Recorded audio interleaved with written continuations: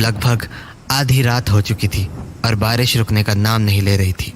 अपना काम खत्म करके मैं ऑफिस से निकलने लगा तो मुझे गार्ड भैया ने टोक दिया। अरे राजीव जी, इतनी रात तक आप यहीं हैं, घर नहीं गए? हाँ, वो कुछ अर्जेंट काम था इसीलिए देर हो गई, पर अब घर ही निकलूंगा। बेटा, शायद आपको पता न हो पर आज अमावस की रात है। आज रात बाहर अकेले नहीं निकलो तो बेहतर होगा। जाओ तो कल सुबह चले जाना।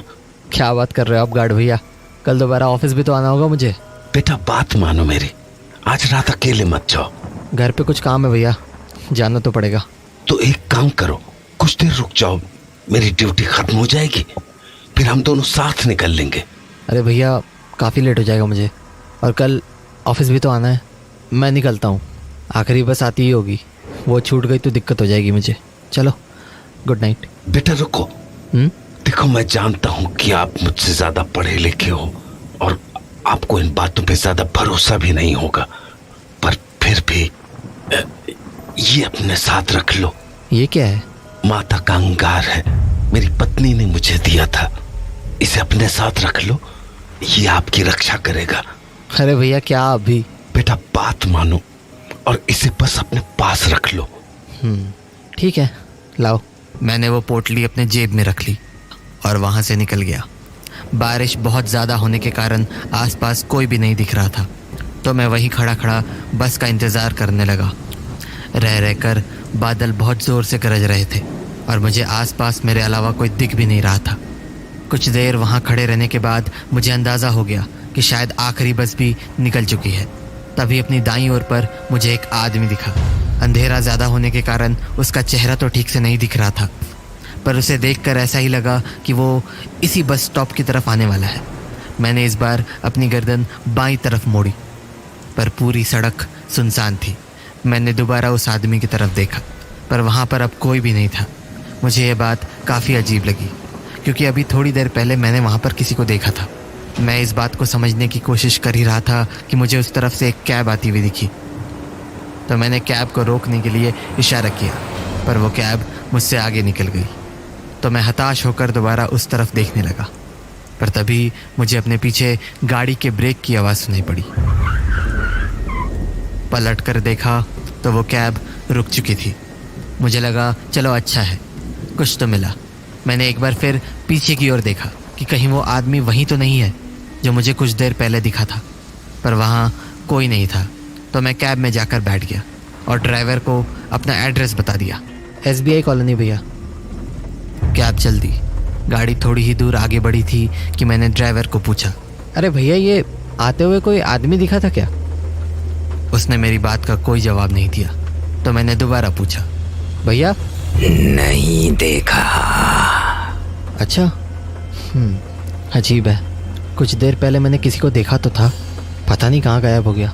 वो ड्राइवर कुछ देर गाड़ी चलाता रहा और फिर बोला, आज अमावस की रात है। हाँ, क्या मतलब? अमावस की रात को अक्सर ऐसे भटकते हुए साए दिख जाते हैं। हाँ, ये क्या बातें कर रहे हो? ये बकवास की चीज़ें मैं नहीं मानता हूँ, ठीक है? उल्टे पुल्टे लॉजिक्स मत दो मुझे। कहते हैं ऐसे साए हर अमावस की रात को अपना शिकार ढूंढते हैं। हेलो, क्यों बता रहे हो मुझे ये सब? कहना नहीं जानना है मुझे कुछ। और अगर किसी इंसान की नजर इन सायों पर पड़ जाती है, यार स्टॉप इट, समझ नहीं आ रहा है क्या तुम्हें? तो उसकी मौत तय हो जाती है। अरे तुम पागल वागल हो क्या? गाड़ी रोको यार, मुझे नहीं जाना है कहीं। जैसे आज तुम्हारी मौत तय है। व्हाट नॉनसेंस, तुम्हारा दिमाग फिर गया है क्या? लिसन, गाड़ी रोको, मुझे नहीं जाना है कहीं भी, जस्ट स्टॉप द कैब। पर मेरी बातों का मानो उस पर कोई असर ही नहीं हुआ। उसने गाड़ी नहीं रोकी। तो मैंने उससे दोबारा कहा, मेरी बात समझ नहीं आ रही है क्या? गाड़ी रोको चुपचाप। अपनी बाईं तरफ देखो, सब समझ आ जाएगा। अरे व्हाट बाईं ओर? क्या है बाईं ओर? सड़क पर देखो। उसके बोलने पर जब मैंने अपनी गर्दन सड़क की ओर मोड़ी तो मुझे वहाँ एक आदमी खड़ा दिखा। कपड़ों से वो भी कोई कैब ड्राइवर ही लग रहा था और अंधेरे के कारण उसका चेहरा ठीक से दिख भी नहीं रहा था। मुझे समझ नहीं आया कि आखिर ड्राइवर ने मुझे बाईं ओर देखने को क्यों बोला। तो मैंने गर्दन वापस सीधी की और ड्राइवर की ओर देखा, पर सामने का नज़ारा देख के मेरे होश उड़ गए। वो ड्राइवर अपनी सीट से गायब हो चुका था और गाड़ी अपने आप चली जा रही थी।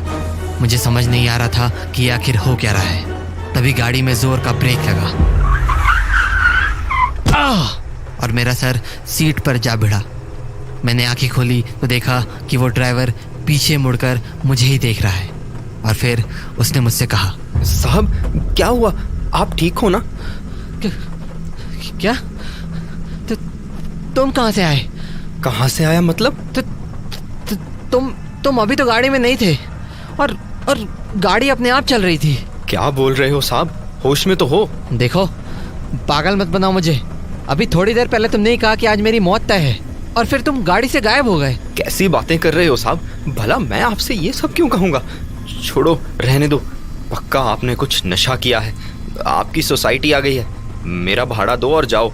उस ड्राइवर की बात पर मुझे अब भी यकीन नहीं हो रहा था। मेरा मन ये मानने को बिल्कुल तैयार नहीं था कि जो मेरे साथ हुआ वो मेरा कोई वहम था। पर मैंने बात ज़्यादा नहीं बढ़ाई और कैब से बाहर निकल गया। अगली सुबह डाइनिंग टेबल पर बैठे हुए मुझे अपनी जेब से वो माता के अंगार वाली पोटली मिली, पर अब उस पोटली का रंग काला हो चुका था।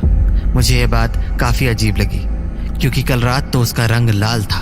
तभी मुझे मेरे एक ऑफिस कलीग का फ़ोन आया। हेलो, कहाँ पर है? घर पर हूँ, ऑफिस के लिए निकलने वाला हूँ। क्यों? हाँ तो ऑफिस आते हुए पुरानी फैक्ट्री वाला रास्ता लेकर शमशान आ जाना। शमशान? क्यों? अरे वो गार्ड भैया थे ना, हाँ। कल रात एक एक्सीडेंट में उनकी डेथ हो गई। व्हाट? हाँ, शायद किसी कैब ने टक्कर मार दी। एनीवे, तू जल्दी से आ जा। अपने कलीग की बात सुनकर मेरे होश उड़ गए। मुझे विश्वास नहीं हो रहा था कि ऐसा कैसे हो सकता है। तभी मेरी नज़र वापस से उस पोटली पर गई जो गार्ड भैया ने मुझे दी थी और मेरे आंखों के सामने सब कुछ साफ हो गया। मैं समझ गया कि अगर उस रात मेरे पास वो पोटली नहीं होती तो आज मैं जिंदा नहीं होता।